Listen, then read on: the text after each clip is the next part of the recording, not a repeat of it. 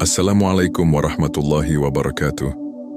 Sahabat cahaya hampa, bayangkan jika seluruh ciptaan ini, bintang-bintang di langit malam, waktu yang mengalir tanpa henti, dan bahkan ruh yang menghidupkan jasadmu, berasal dari satu cahaya, bukan cahaya biasa tapi nur yang maha awal, yang menjadi rahasia di balik segala keberadaan. Itulah Nur Muhammad, sebuah nama yang telah menggema dalam kitab-kitab para arif billah, namun maknanya tetap tersembunyi di balik tabir keabadian. Banyak yang mengenalnya sebagai cahaya pertama, ciptaan paling awal, atau bahkan sebagai intisari ruhani dari seluruh alam semesta. Tapi, apakah Nur Muhammad itu benar-benar sekadar simbol penciptaan awal? Ataukah ada rahasia terdalam yang belum terungkap tentang siapa kita, dari mana ruh ini berasal, dan kemana ia kembali? Di video ini, kita tidak sekadar membahas nama atau istilah kosong. Kita akan menyelami makna terdalam dari Nur Muhammad dengan menembus batas sejarah, mengupas hikmah dari warisan para wali, dan menyambungkan titik-titik yang telah lama tercerai-berai oleh modernitas. Kita akan menyingkap mengapa sebagian sufi menyebutnya sebagai ruh agung yang mendahului waktu, dan mengapa setiap ruh manusia membawa percikan cahayanya. Namun, ini bukanlah pengetahuan biasa. Ia menuntut ketundukan hati, kejernihan batin, dan keberanian untuk melihat diri sendiri dalam cermin hakikat. Karena siapa yang mengenal Nur Muhammad dengan benar, akan mengenal asal-usul jiwanya sendiri. Dalam perjalanan ini, kita akan mulai dari jejak sejarah dan teks-teks klasik yang menyebut Nur Muhammad, lalu mengungkap kedalaman filosofis dan esoterisnya. Kita akan masuk ke lapisan demi lapisan, membongkar simbol, makna, dan realitas batin yang tersembunyi di balik cahaya itu. Dan di akhir nanti, kamu akan tahu bahwa Nur Muhammad bukan hanya tentang masa lalu penciptaan, tapi juga tentang dirimu sekarang. Bersiaplah untuk menyelam jauh ke samudra makrifat, karena apa yang akan kamu dengar bisa mengubah caramu memandang eksistensi. Sebelum dunia ini memiliki bentuk, sebelum waktu menandai awal dan akhir. Para arif mengatakan bahwa ada satu ciptaan pertama yang tak menyerupai makhluk manapun. Ia bukan materi, bukan tubuh, bukan cahaya seperti cahaya matahari, tapi ia adalah nur, cahaya ilahiyah yang murni, yang disebut sebagai Nur Muhammad. Konsep ini bukan muncul dari ruang hampa. Ia lahir dari samudra spiritualitas Islam yang dalam, dari riwayat-riwayat, tafsir batin, dan lisan para sufi besar yang menyampaikan rahasia bukan kepada massa, tapi kepada hati yang bersih. Salah satu rujukan awal berasal dari hadis yang, walau derajatnya diperselisihkan, namun banyak dipegang oleh kalangan sufi. Awal dari segala sesuatu yang Allah ciptakan adalah cahayaku, Nurir. Imam Jalaluddin As-Suyuti dalam karyanya Al-Khasa'is Al-Kubra menyinggung tentang keistimewaan Rasulullah bukan hanya sebagai nabi terakhir, tetapi sebagai ciptaan pertama dalam bentuk rohani. Begitu pula Imam Al-Qushairi dan para tokoh tarekat seperti Jalaluddin Rumi, Ibn Arabi, dan Al-Hallaj. Mereka menyebut Nur Muhammad sebagai hakikat Muhammadiyah, realitas rohani yang lebih dahulu ada daripada seluruh alam semesta. Tapi kenapa ia dinamakan Muhammad? Bukan hanya karena ia merujuk kepada pribadi Nabi Muhammad Shallallahu Alaihi Wasallam secara fisik, melainkan karena dalam tradisi esoteris, Muhammad adalah simbol kesempurnaan manusia. Nur Muhammad adalah arketipe insan kamil, roh ilahiyah yang memancar sebagai contoh tertinggi pencapaian spiritual. Ibn Arabi menyebutnya sebagai hakikat al-haqaiq, realitas dari segala realitas. Ia bukan makhluk dalam artian biasa, tapi manifestasi pertama dari kehendak Tuhan. Dari Nur Muhammadlah, menurut para sufi, semua ruh manusia tercipta. Maka, setiap ruh kita adalah pecahan kecil dari samudra itu, membawa benih cahaya yang sama, menanti untuk kembali kepada asalnya. Dan inilah letak kekuatan konsep ini. Ia menyatukan antara makrokosmos dan mikrokosmos, antara alam raya dan jiwa manusia, antara Nur Muhammad di langit penciptaan dan percikannya dalam hati manusia. Namun seiring waktu pemahaman ini mulai ditinggalkan, Islam mulai mengeras pada permukaan syariat semata, dan banyak yang enggan menelusuri makna batin yang lebih dalam. Konsep seperti Nur Muhammad dianggap terlalu kabur, terlalu simbolik. Bahkan sebagian menuduhnya sebagai bentuk bid'ah atau tasawuf ekstrem. Tapi mereka lupa bahwa dalam setiap lapisan agama selalu ada permata tersembunyi yang hanya bisa dipahami oleh yang mencarinya dengan hati jernih dan rendah hati. Dalam filsafat Islam, terutama dalam tradisi hikmah, kebijaksanaan, seperti yang ditulis oleh Suhrawardi dan Mula Sadra, Nur Muhammad dipandang sebagai mediator antara yang maha tinggi dan ciptaannya. Ia adalah mata rantai antara yang tak terbatas dan yang terbatas. Ia bukan Tuhan, namun bukan pula makhluk biasa. Ia adalah jembatan, dan cahayanya adalah undangan untuk kembali pulang. Jadi memahami Nur Muhammad bukan sekadar menambah wawasan teologis. Ini adalah pengingat bahwa kita semua berasal dari satu cahaya, bahwa setiap langkah ruhani yang kita ambil, setiap tahajud, setiap air mata tobat, setiap getar zikir adalah upaya untuk mengingat asal cahaya kita dan kembali menyatu dengannya. Bayangkan sejenak bahwa segala sesuatu yang kita kenal, materi, ruang, waktu, bahkan hukum sebab akibat, adalah lapisan-lapisan dari sebuah realitas yang lebih dalam. Dan di pusat realitas itu, ada satu percikan cahaya yang menjadi sumber segalanya. Cahaya itu bukan hanya awal penciptaan, tapi juga tujuan pencarian. Ia adalah Nur Muhammad. Tapi apa sebenarnya yang dimaksud dengan nur di sini?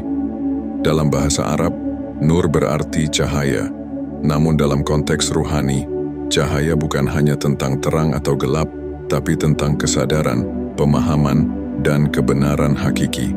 Maka, Nur Muhammad bisa dimaknai sebagai cahaya kesadaran pertama yang ditiupkan ke dalam eksistensi sebagai bentuk dari kasih sayang Tuhan yang pertama kali memancar. Para sufi besar menggambarkannya dengan metafora yang dalam. Bayangkan matahari sebagai sumber cahaya, tetapi tak seorang pun bisa langsung menatap matahari tanpa terbakar. Maka diperlukan bulan, cermin, atau medium yang memantulkan cahaya itu agar bisa kita lihat dan pahami. Nur Muhammad adalah seperti bulan ruhani yang memantulkan cahaya ilahi ke dalam makhluk agar kita bisa mengenal Tuhan tanpa hancur dalam keagungannya.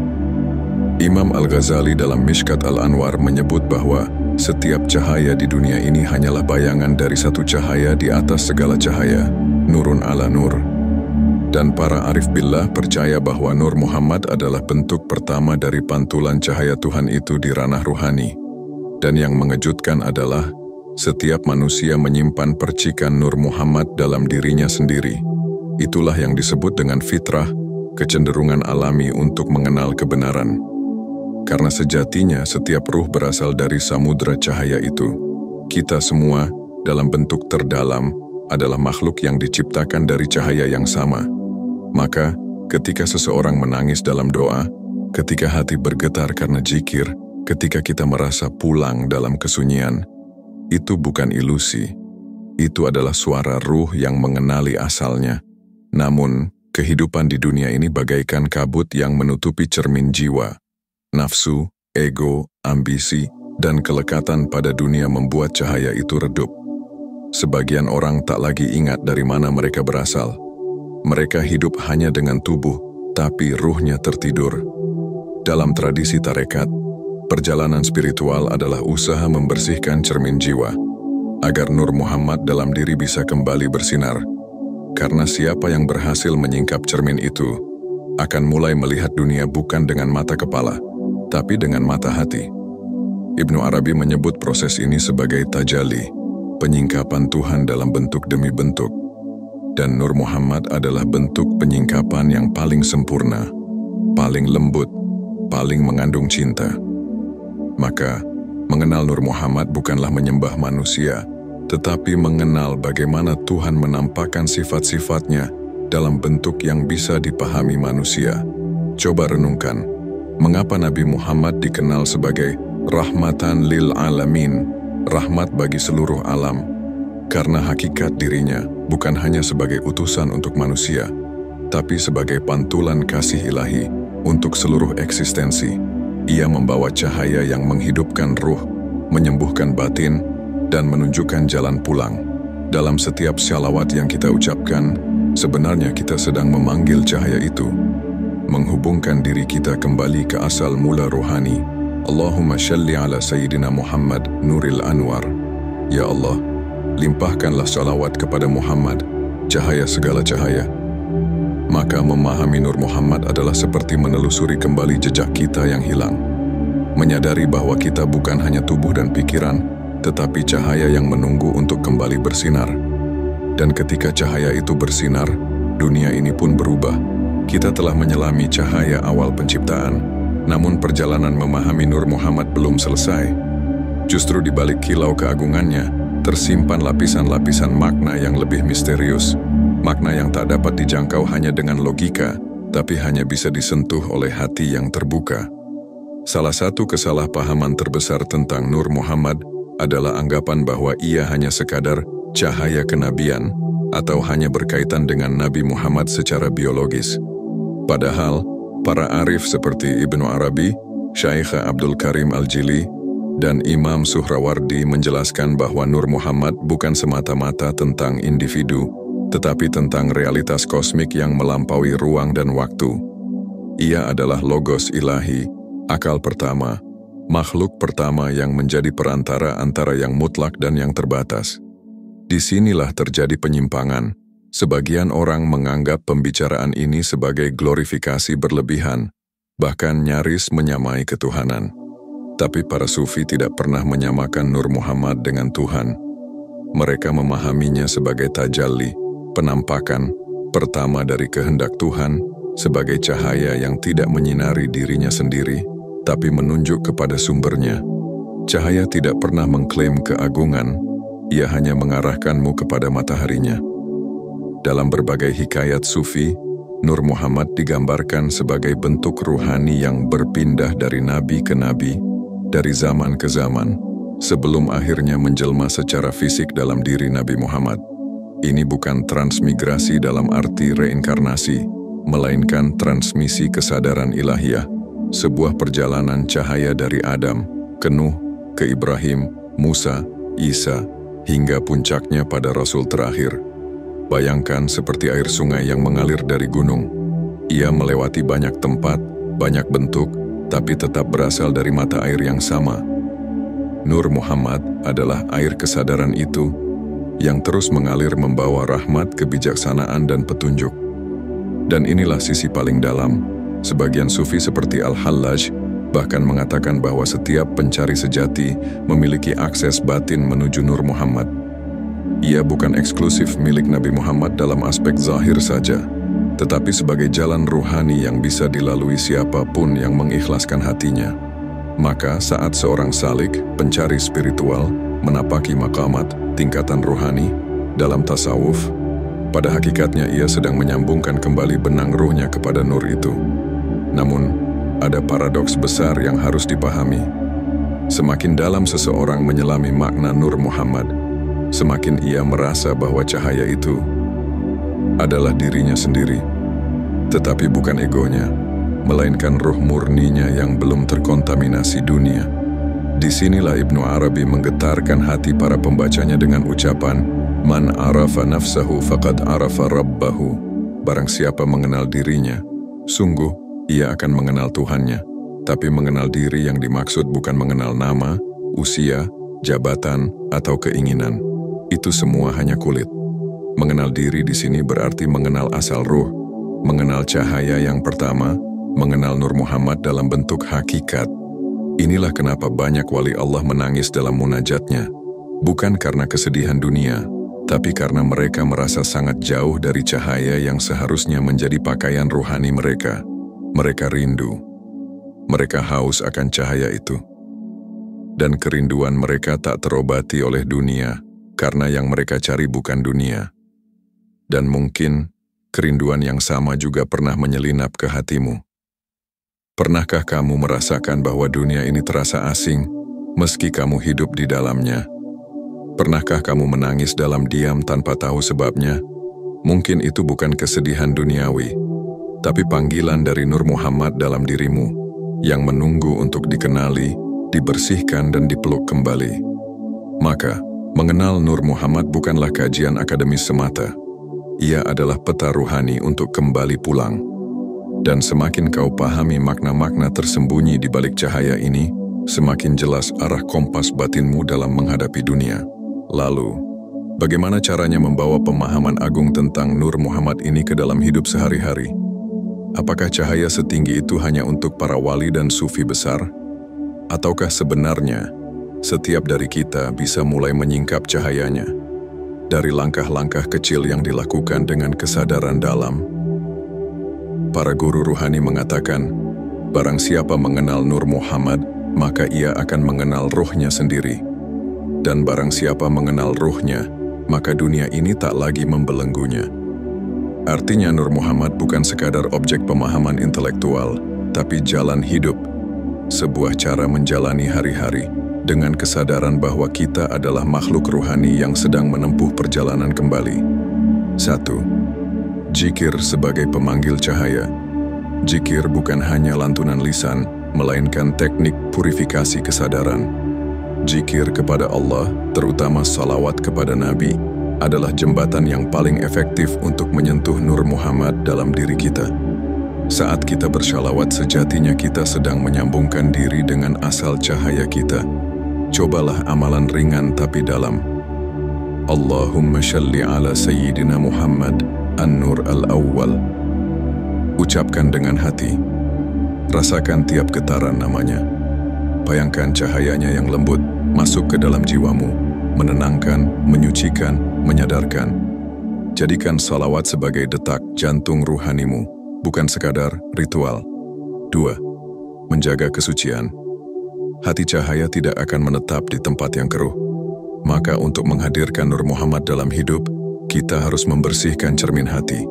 Ini berarti menjauhi prasangka buruk, menahan amarah, menghindari ghibah, dan menyempurnakan niat dalam setiap tindakan. Setiap kali engkau menahan egomu dan memilih sabar, jujur, atau memaafkan, sebenarnya engkau sedang mengikis kabut di cermin jiwamu, agar cahaya bisa memantul dengan jernih. 3. Mengamati dunia dengan mata hati. Latihlah dirimu untuk melihat segala hal dengan kesadaran ruhani. Saat mata fisik melihat kesulitan, mata hati melihat kesempatan untuk tumbuh. Saat dunia menyuguhkan gemerlapnya, mata hati melihat kefanaan. Nur Muhammad adalah cahaya yang mengajari kita membedakan antara ilusi dan hakikat. Misalnya, ketika engkau melihat seseorang sedang tertimpa musibah, alih-alih menilai secara lahiriah, tanyakan dalam hatimu, apa pesan ilahi di balik ini? Apa yang ruhku harus pelajari? Dengan cara ini, dunia bukan lagi tempat yang membingungkan, tapi menjadi sekolah untuk jiwa yang sedang mendewasa. 4. Menghidupkan akhlak Rasulullah. Salah satu manifestasi paling nyata dari Nur Muhammad adalah akhlaknya yang agung.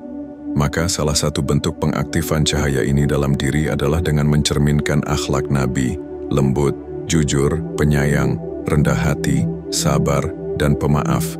Setiap kali engkau berlaku ihsan kepada sesama, engkau sedang menyalakan bagian kecil dari Nur Muhammad dalam dirimu. Bahkan dalam tindakan yang tampak kecil, seperti memberi makan hewan, senyum kepada tetangga, atau menahan diri dari membalas hinaan, terdapat percikan dari nur yang besar itu. 5. Khusyuk dalam syalat-syalat adalah mi'rajnya ruh. Saat kita salat dengan kesadaran bahwa kita sedang berdiri di hadapan Yang Maha Suci, dan bahwa cahaya pertama ciptaannya pernah sujud lebih dulu, maka setiap gerakan menjadi saksi hubungan batin kita dengan cahaya asal. Rasulullah bersabda, jadikanlah salat sebagai penyejuk mataku. Bukan karena gerakannya, tapi karena dalam sujud, kita kembali menyatu dengan sumber. Maka perbaiki wudu, hadirkan hati dan khusyuklah. Karena itulah saat Nur Muhammad paling mungkin memantul dalam dirimu. Jika semua ini dilakukan dengan tulus dan konsisten, maka perlahan kesadaranmu akan berubah Bukan dengan kilatan ajaib, tapi dengan transformasi perlahan yang mendalam. Dunia tak lagi membingungkanmu. Ketakutan mulai menghilang, dan hatimu mulai merasa pulang. Pada akhirnya, pembahasan tentang Nur Muhammad bukan sekadar pelajaran untuk diketahui, tapi panggilan untuk dijalani. Karena sesungguhnya, setiap dari kita membawa secercah cahaya itu di dalam diri. Ia tidak mati, hanya tertutup debu dunia. Dan setiap zikir, setiap air mata, setiap ketulusan adalah cara kita menyapu debu itu agar cahaya bisa bersinar kembali. Nur Muhammad bukan mitos. Ia adalah realitas ruhani yang lebih nyata dari materi. Ia adalah asal mula, dan pada saat yang sama tujuan akhir. Ia hidup dalam doa yang kau bisikkan saat gelap malam. Ia bernafas dalam setiap rindu yang tak terucap kepada Tuhan. Ia bergetar di antara huruf-huruf shalawat yang kau lantunkan pelan ketika dunia terasa asing dan sunyi. Ketahuilah bahwa dalam hiruk-pikuk hidup ini, dalam pencarian jati diri yang kadang melelahkan, ruhmu tidak pernah benar-benar kehilangan arah, karena benih cahaya itu masih ada. Ia menuntunmu diam-diam. Ia menunggu untuk dikenali. Dan saat engkau menyadari keberadaannya, saat engkau benar-benar sadar, maka seluruh hidupmu akan berubah. Kamu tak lagi merasa kosong, tak lagi merasa terasing, karena kamu tahu, kamu berasal dari cahaya, dan kamu sedang dalam perjalanan kembali kepada cahaya. Maka hari ini, jangan sekadar kagum pada kisah Nur Muhammad. Hidupilah dia, jadikan ia cermin, jadikan ia arah, jadikan ia getaran dalam setiap langkahmu. Dan saat kamu mulai menyadari bahwa setiap perbuatanmu bisa menjadi pantulan cahaya itu, maka kamu bukan lagi hanya seorang hamba. Kamu adalah penjelajah nurani yang sedang pulang kepada asalnya. Semoga video ini menjadi cahaya kecil yang membangunkan cahaya besar dalam jiwamu. Jika kamu merasa tersentuh, jika cahaya itu mulai terasa hadir di hatimu, bantu sebarkan video ini agar lebih banyak jiwa yang terbangun. Klik tombol like, tinggalkan komentar tentang bagaimana cahaya ini menyentuhmu, dan jangan lupa subscribe untuk perjalanan spiritual berikutnya. Sampai jumpa di cahaya berikutnya. Wassalamualaikum warahmatullahi wabarakatuh.